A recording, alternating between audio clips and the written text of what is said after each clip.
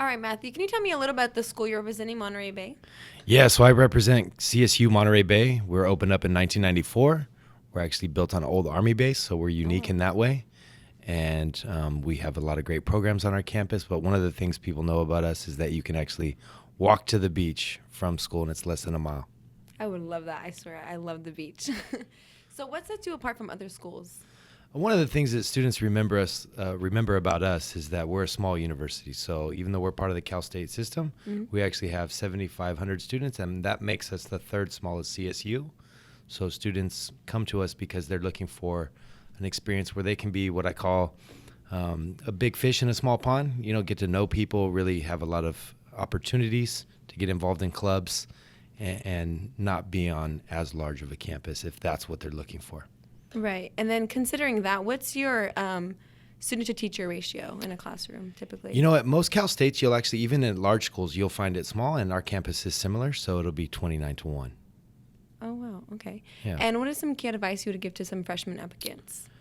Just be organized in the process.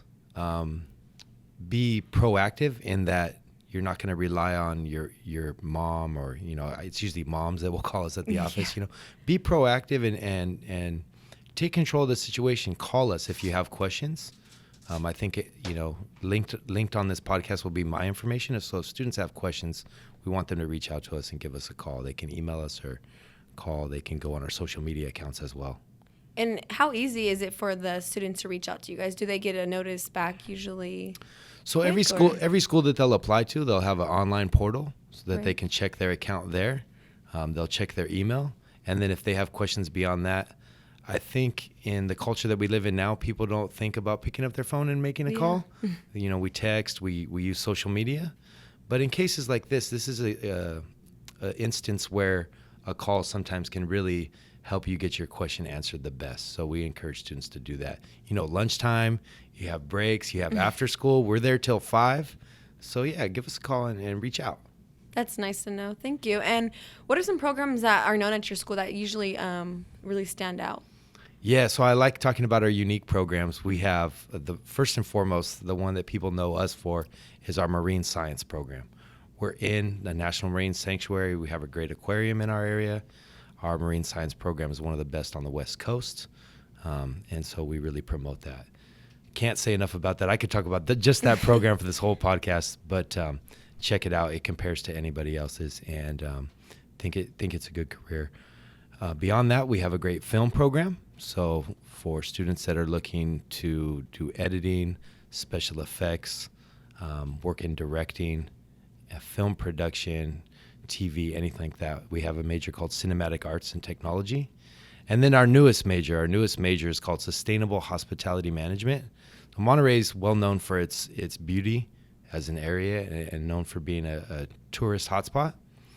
And so what we want to do is be able to promote our businesses locally and grow businesses, but do it in a sustainable way so that we keep the thing that draws everyone to us, that natural beauty, we keep that intact. So we send students to Costa Rica. They can do a partnership out there. Wow. And they go for a semester, go see how kind of Costa Rica has done it for many decades. And then they get internships locally after that. So we think it's a great program, and we're promoting it heavily. And how about those acceptance rates for these programs? Overall, our acceptance rate for freshmen last year was 45%. Oh, nice. If you're applying to an unimpacted major like sustainable hospitality, it could be as high as 90% acceptance rate.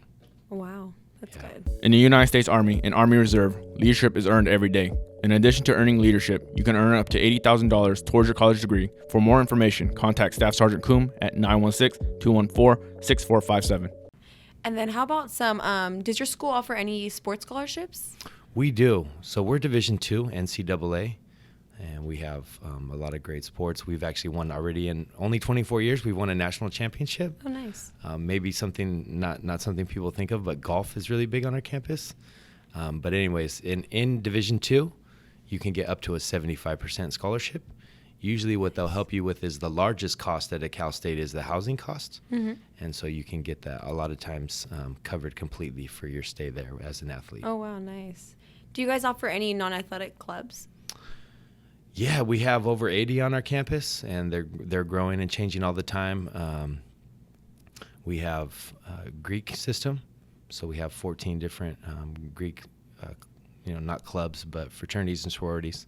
And then we have sports clubs that are not, you said not sport clubs, but then we have inter-club council that has probably over 50 itself. So what I encourage students to do on any campus they're looking at, but ours as well, just look on the website. You can see a whole list of the clubs that they have.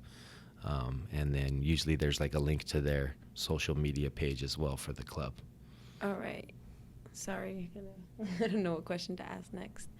That was pretty good, though.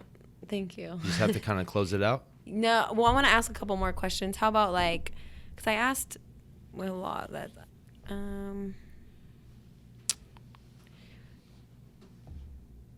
this is a good one. I like this one. This is me, diversity. Okay. I'm just going to read the question. It's okay.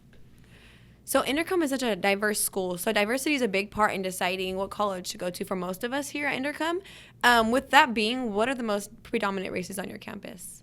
So the largest ethnic background is Latino population, 42%. Wow. The African American population is at 7%. That's for us, that equals about 350 students. Mm-hmm. Asian American students is about 550.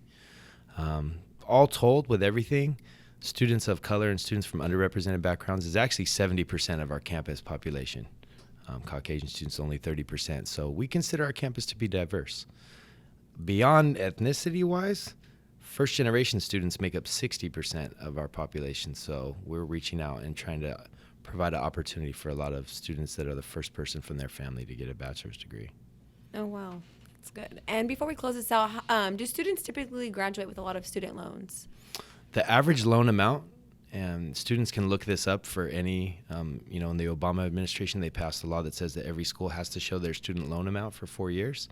And on our campus, it's $19,000. So what I tell people, for the price of a Honda Civic, you're able to earn $1 million more in your life by getting a college degree with us. All right. Well, thank you, Matthew. It was nice to have you. Thank you for having me on the podcast. Remember, get the skills to be a beauty professional. We offer hands-on training alongside creative artists and industry leaders in a fully equipped modern salon through our cosmetology, barbering, and aesthetics program. Call 916-418-7223 or visit federico.edu and start your new career today.